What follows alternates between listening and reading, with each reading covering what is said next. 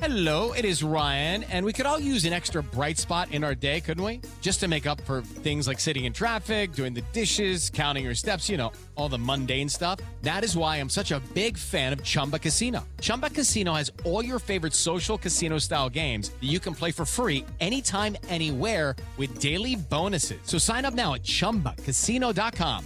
That's ChumbaCasino.com. No purchase necessary. VGW Group. Void where prohibited by law. 21 plus. Terms and conditions apply.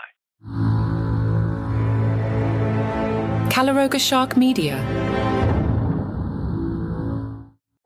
From Los Angeles, where you've stopped talking about the Epstein files, this is Ballot.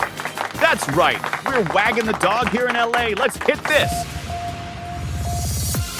So, Los Angeles is having what we might call a spirited disagreement about immigration policy. 3 days of protest have turned downtown LA into something that looks like a really intense episode of Cops, but with more political overtones and significantly better weather. The situation started when President Trump decided to send National Guard troops to Los Angeles without asking Governor Gavin Newsom first. Now, I'm not a relationship expert, but generally when you send military personnel to someone's house without calling ahead, that's considered poor etiquette. Newsom was not thrilled about this surprise deployment, calling it an attempt to manufacture chaos and violence. Which is quite an accusation. Though, to be fair, if you wanted to manufacture chaos in Los Angeles, you could just close one lane on the 405 during rush hour. The National Guard troops themselves have mostly been standing around looking official while the real action happened between local protesters and police. Downtown LA turned into a scene where officers fired tear gas, while demonstrators responded by throwing scooters and launching fireworks at police cars. Now, I've been to Los Angeles, and normally when people throw scooters around downtown, it's just because they're trying to find parking. Police Chief Jim McDonnell said the violence was getting worse, though he was careful to blame people who do this all the time, rather than actual immigration protesters. Which raises the question, who are these professional protesters? Do they have business cards? Is there a union? Are they getting health benefits? By midnight, downtown LA looked like the aftermath of a very angry block party. Burned cars, broken barricades, and graffiti on government buildings. More than 150 people were arrested in LA, with another 60 arrested in San Francisco during a solidarity protest. At this point, California jails are starting to look like a political science convention. Meanwhile, most of Los Angeles just went about their Sunday as usual. There was a pride parade, concerts at the Hollywood Bowl, and the traditional LA weekend activities of sitting in traffic and complaining about parking.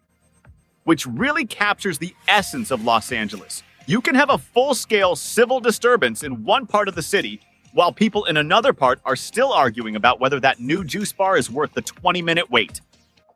Governor Newsom, who has spent most of the year trying to play nice with Trump, had a 40-minute phone call with the president on Friday about these protests. But apparently, sending troops without permission was where Newsom drew the line. It's like having a difficult neighbor who you've been trying to get along with, and then they decide to redecorate your front yard without asking.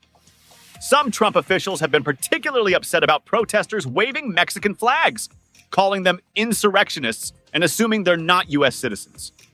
This is a bold strategy, determining someone's citizenship status based on which flag they're holding. By that logic, everyone at a World Cup party is guilty of treason. Historians note this is the first time since 1965 that a president has activated a state's National Guard without the governor's request.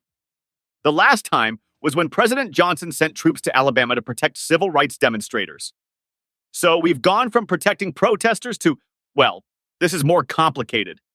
The LAPD is now asking residents and businesses to document any vandalism or looting with photographs before cleaning it up, which is essentially asking people to create their own crime scene photos. This is like when your insurance company wants pictures of your car accident, except instead of a fender bender, it's someone's storefront getting redecorated without permission.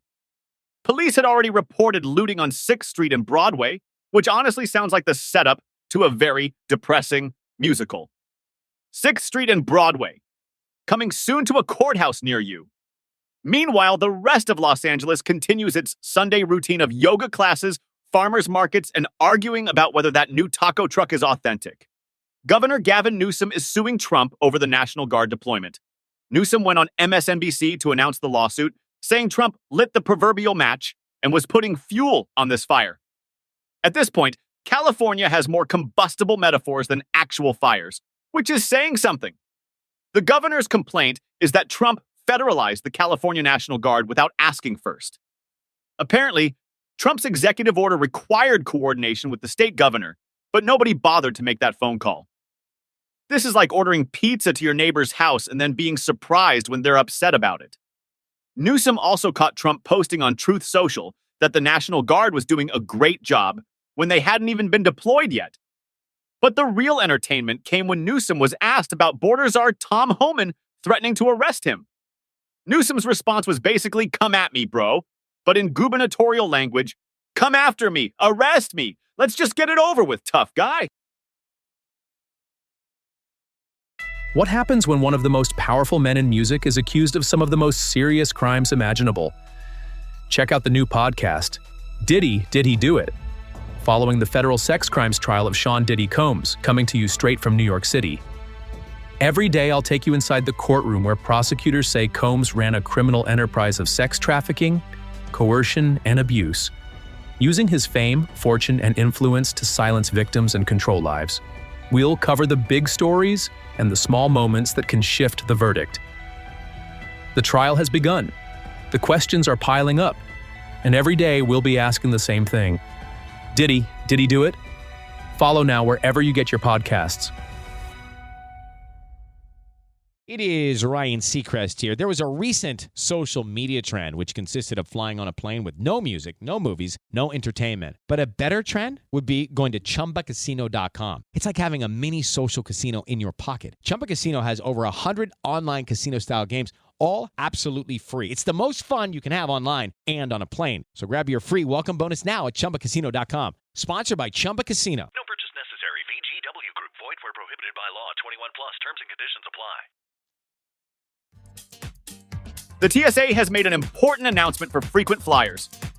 Your Costco membership card is not, in fact, a valid form of identification for air travel. I know this comes as shocking news to the dozens of people who apparently thought their bulk shopping privileges also qualified them for domestic flights. The Transportation Security Administration felt compelled to post on Facebook, "We love hot dogs and rotisserie chickens as much as the next person, but please stop telling people their Costco card counts as a real ID because it absolutely does not." Which suggests this has been happening enough that they needed to make a public service announcement about it. Somewhere, there's a TSA agent who has had to explain multiple times that buying toilet paper in bulk does not establish your identity for federal purposes. The Facebook post got over 15,000 reactions and 700 comments, which is more engagement than most government agencies get when they announce actual policy changes. One person jokingly asked, "So you're saying we should bring you a chicken?" Which honestly might be more useful than a Costco card at this point. The confusion apparently stems from the gold stars on Costco membership cards, which people have been confusing with the stars that appear on real ID-compliant identification. This is like thinking your movie theater loyalty card gets you into the Pentagon just because it has a barcode. The real ID requirement went into effect on May 7th, 2025, which means as of last month, you need actual government-issued identification to fly domestically. To get a real ID, you need to provide documentation showing your full legal name, date of birth, social security number, 2 proofs of address, and lawful status. Notably absent from this list, proof that you can buy a gallon of mayonnaise for a reasonable price.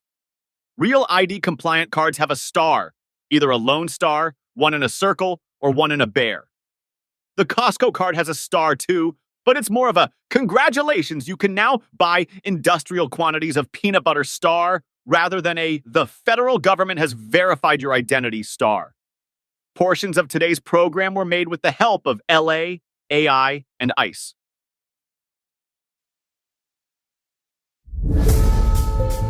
When the world's most powerful people go to war, we can't look away. Welcome to Feuds, Power, Pride, and Payback, the podcast tracking the explosive conflicts shaping our world right now. Presidential administrations fracturing, tech billionaires threatening government leaders, Entertainment titans destroying partnerships with single social media posts. These aren't just headlines. They're windows into how power really works. We deliver daily episodes when news explodes, weekly deep dives for perspective. From Washington power struggles to Silicon Valley vendettas, we decode the psychology behind the drama and reveal why these feuds matter far beyond entertainment. Feuds, power, pride, and payback. Today's conflicts are tomorrow's history. Available wherever you get your podcasts.